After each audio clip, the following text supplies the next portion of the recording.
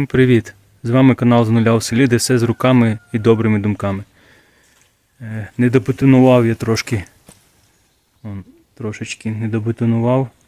Зламалася бетономішалка. Мало того, що зламалась, вона не могла крутитися. Тобто їй треба було допомагати. І в ній вилетіли ще й підшипники. Ось з цієї задньої частини. Тут там стоять підшипники.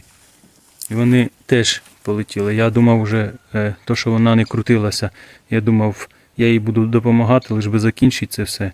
Але чуть-чуть ще і барабан відвалився. Я вирішив зупинитися, тому що було вже нереально працювати на ній. І прийшлося міняти конденсатор, і прийшлося міняти підшипники і фланці. І це самому не дуже легко було розкручувати. Можна було відкрутити оцю частину, відкрутити отут ось болти є. Відкручуються і роз'єднаються. Тоді треба було ще доповнительні розходи. Це прокладку купляти на неї. І ще потім неізвісно, як воно потім сяде, накось, що воно буде якось не так працювати вже. Тому самому було тяжковато. Ну все вже позаду, бетономішалку зробив, конденсатор замінив, підшипники замінив, фланці замінив. Можна сказати, пів нової бетономішалки вже вийшло. Всім гарного перегляду і гарної погоди. А то щось погода, то дощі, то похмуро. Літом то хоч сонечко було, а зараз похмуро. Почав я ремонт з заміни підшипників і фланців. Так як зняв барабан, забив підшипники у фланців нові, це старі фланці. Його один фланець зовсім розірвало.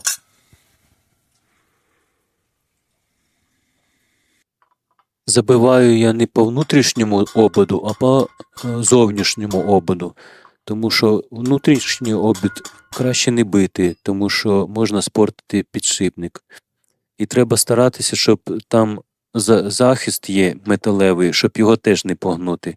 Тому що потім буде погано крутитися підшипник і зовсім може протертися той захист пильний захист той. Так що обережно. Забивайте тільки по зовнішньому ободу. І потім легесенько, без сили всякої, якщо у вас дуже заходить стержень цей, то краще якусь дерев'яшку підставте і по ній бийте, щоб забивати підшипник. У мене легше забивався, тому нормально. Я легенько забив. Потім виставити треба по дирочках фланці два, щоб совпадали. І потім вже до самого бака прикручувати. Прикручувати це вже не дуже легко самому. Треба з внутрішньої сторони тримати болт, а з зовнішньої сторони крутити гайку, виходить. І тому самому, виходить, на витягнуті руки треба це все робити.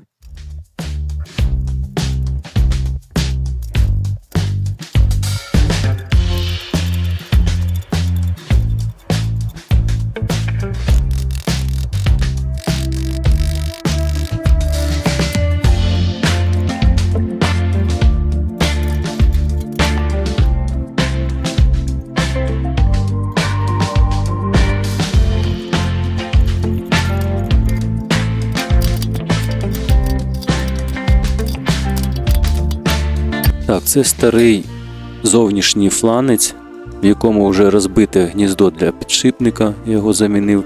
Це старий підшипник 1, це старий підшипник 2, болтається, він сильно болтається. Це фланець внутрішній, його зовсім розірвало. Ось залишок від нього. Так воно було і не повинно бути отвора в ньому.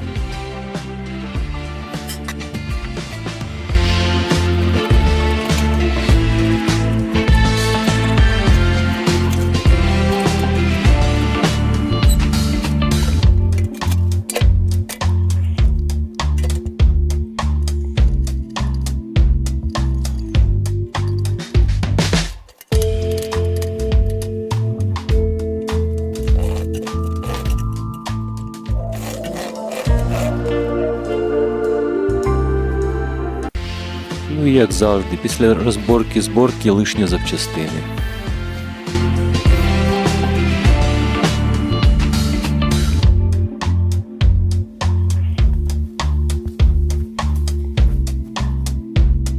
Проблему з шатанням барабана виправив, замінив фланці і підшипники. Тепер барабан стоїть як новий.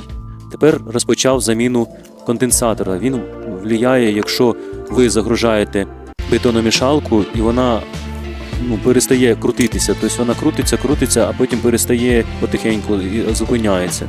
Оце проблема з конденсатором або послаблений ремень у вас. Ну, я глянув в себе ремень, в мене ремень як новий, тому там навіть претензій до нього ніяких. А конденсатор я замірив, і в нього було замість 12 мікрофарад, ну це показник самого конденсатора, замість 12 мікрофарад було 8,5 мікрофарад. От, прийшлося замінити на новий, і бетономішалка почала крутитися як нова.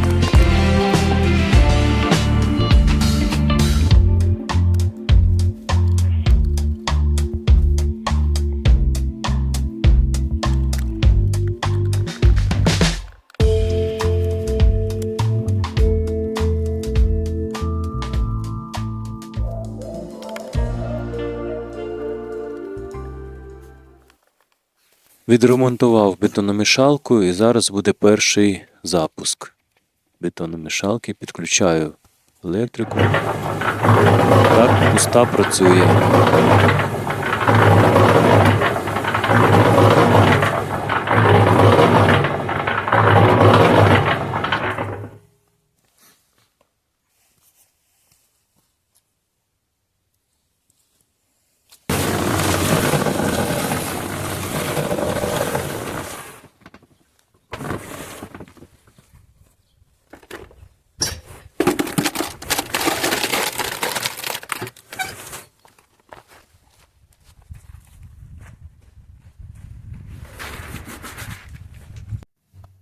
Ось і залишилась ще одна мішалка. Вилив я сюди 4 мішалки, виходить. Да, десь 4 вроді, якщо я правильно порахував. Ще одненька. І буду чекати, поки висохне. Потім буду знімати цю опалубку.